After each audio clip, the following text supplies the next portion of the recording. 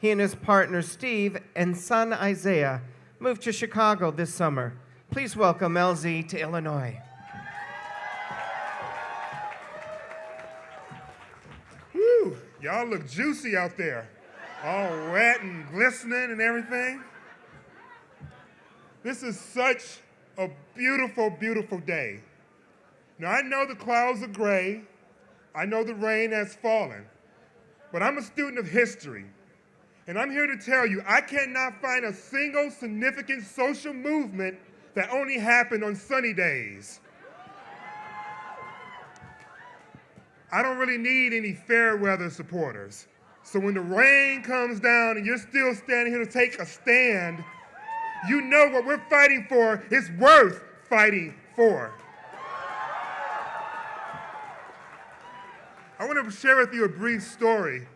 When I first started working as a journalist, I wanted to be a sports journalist in particular, but no one would hire me because I was openly gay. I was even told in my face, no way am I sending a gay man into the locker room.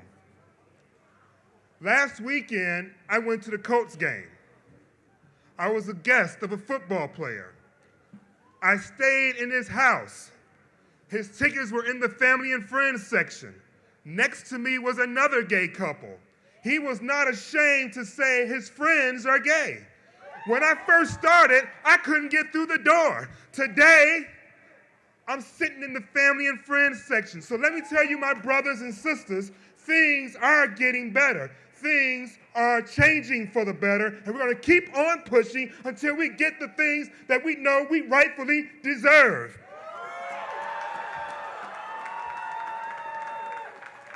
Now, as I said earlier, my family and I, we just moved to Illinois, and we're originally from Michigan. But the anxiety that surrounds the same-sex marriage conversation here also surrounds my former state. Here, just like in Michigan, the fear in the halls of the Capitol are up against the fearlessness of the people in the streets. Here, the party that is supposedly the party of Lincoln, the party that once fought for equality, is now becoming, unfortunately, the face of intolerance and inequality.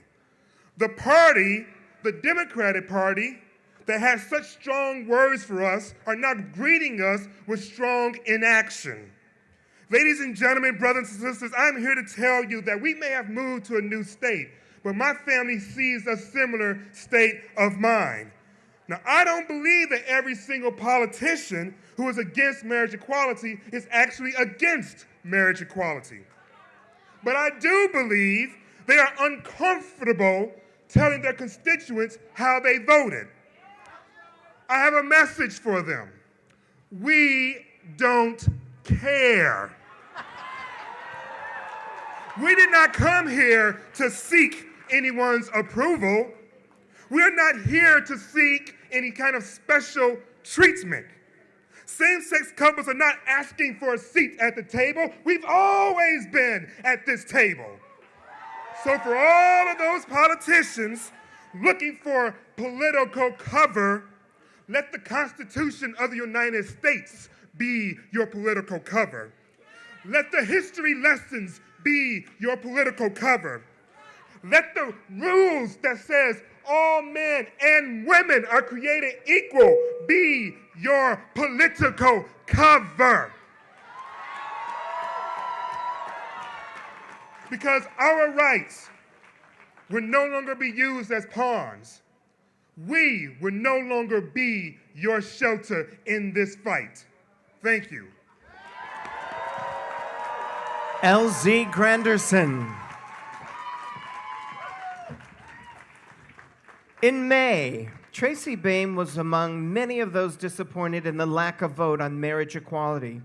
She decided not to just write about the issue, but she stepped out of her role as co-founder and publisher of Windy City Times to found this March on Springfield for Marriage Equality. As a way to build bridges and build community, please welcome Tracy Bain.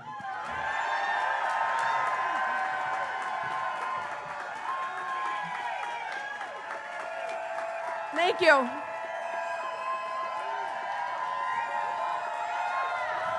My dad is here. My dad is here, and he's very proud.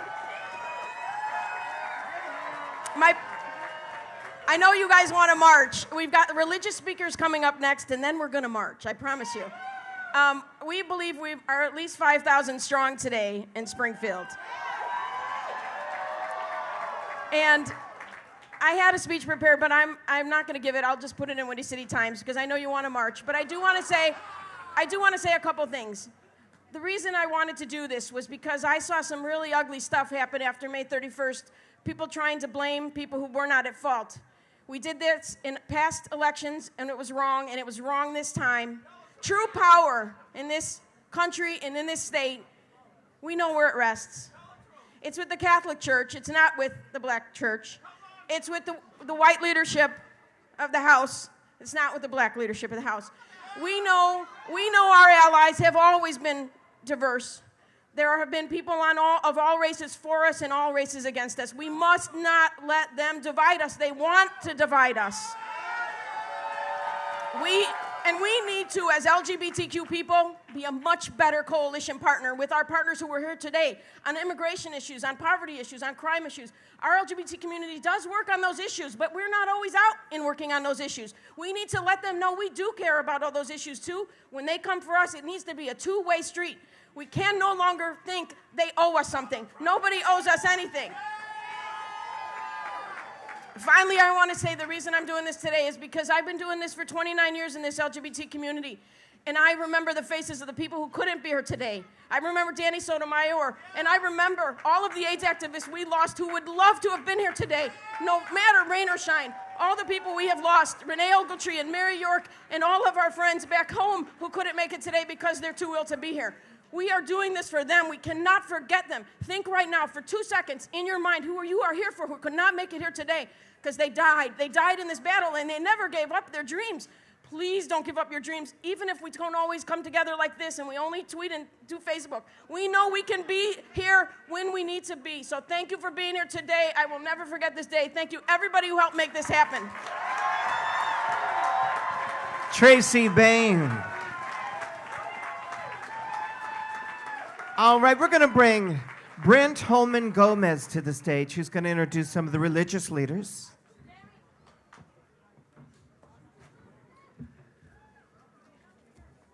Joining me here today are religious leaders from all over the state who for more than a decade have been coming to this site, to this Capitol, and making a witness for us with their testimony. They have come to the door and they have knocked and said, "Give us justice for freedom to marry all couples." They've come before giving testimony, and today they march. They march from the United Church of Christ, the Presbyterians, the Jewish, the Buddhist, the Hindu faiths, Baptist backgrounds, Lutheran, Metropolitan Community Churches, Metacostal, Methodist, Unitarian, and there are even some folks fighting within the Catholic Church. Today they march from Evanston and Romeoville, from Quincy and Norridge and DeKalb and Ottawa and East Peoria. They march from Kankakee and Downers Grove, Decatur, Oak Park, Berwyn, and Rockford.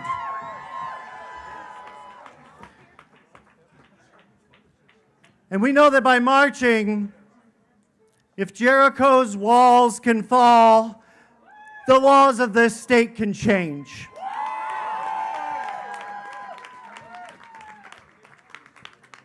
More important, these folks have been with us on our spiritual journeys. They have been celebrating our lives, celebrating our loves.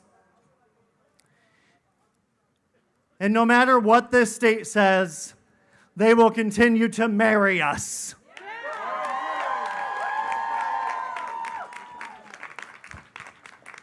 And so together, we invite the Divine Spirit to bless us all.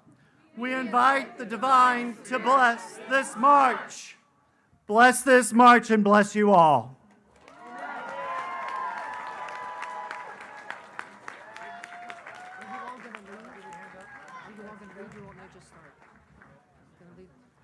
I am looking at a sea of God's beautiful creation.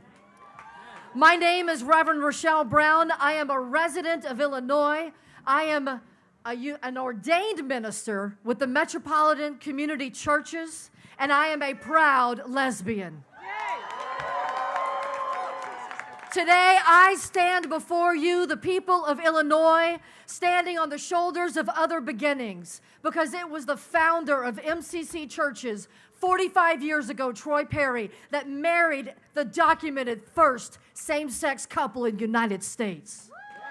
It was in 1970 he walked to the courthouse in California and said, "You are going to marry me." And it's because he did that we are standing here today, people. We are standing here on the side of love and on the side of justice. And I am standing here for a new beginning in Illinois. We are GLBTQ folks in Illinois. We are people of faith. And I want to know, of all of you here, where are you? People who stand on the side of love. Where are you standing on the side of justice? That's where you are. And we are going to let all of Illinois know today and right now. We are here. We are standing on the side of love and justice. We're doing it proudly, and we're doing it in the name of our God, of the divine, and of the higher power that will lead us all. May it be true. Amen.